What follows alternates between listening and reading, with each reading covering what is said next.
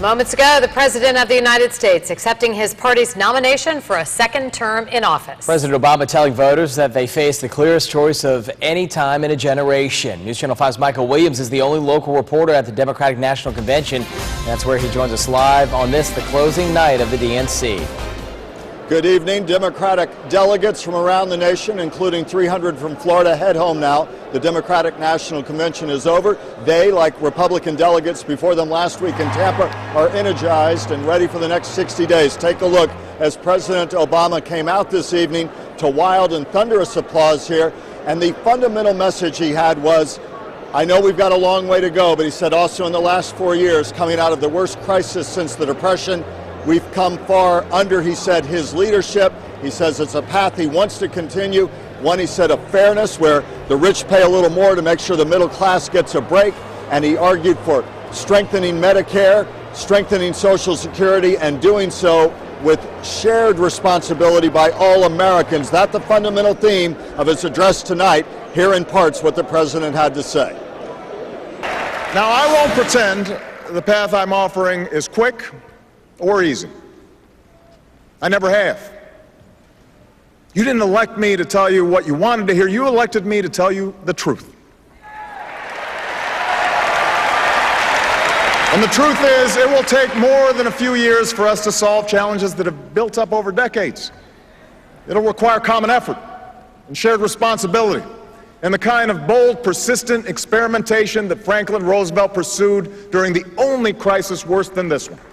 Democratic National Convention tonight asking for their vote, asking for them to get out and work on his behalf across America in what will be a very tight race in many places. And Florida, of course, one of those states, a battleground state, as all of us well know, where the race is razor tight. Now, another subplot tonight here involved Florida's former governor, Charlie Crist, a longtime conservative, a lifelong Republican, who nonetheless came here in support of President Obama. Please welcome Governor Charlie Crist of Florida. Charlie Crist, a former lifelong Republican. And what an honor to be here with you to stand with President Barack Obama. On this national stage, a political smackdown of the GOP. I didn't leave the Republican Party, it left me. It's a stunning turnaround for the man once deemed to be Florida's most popular Republican, and it began in 2009 in Fort Myers with an embrace of President Obama and his $800 billion stimulus plan. That hug caused me more grief from my party than you can ever imagine. But even as the Republican Party fought tooth and nail to stop him, this president showed his courage, invested in America, and saved our Florida. Crist got turned out by a rising Tea Party and lost his independent bid for the U.S. Senate.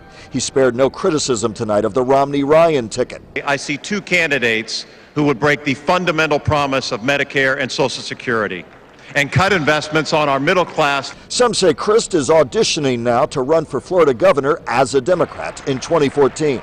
Last thing I'm thinking about, the thing that's most important to me right now is working as hard as I can for President Obama. Florida Democratic delegates say they would welcome Crist to the tent, but not necessarily the head of the table. Did he convince you that perhaps he could be a viable Democrat for state office again? Well, whether he can be a viable Democrat for state office, he convinced me that he can be within the tent. And Crist, for now, refuses to be drawn in publicly. Will you become a Democrat? I don't know. My wife already has, but I'm happy to be an independent, and life is very good. But politics is in his blood, and the buzz in Florida is about to get a lot louder.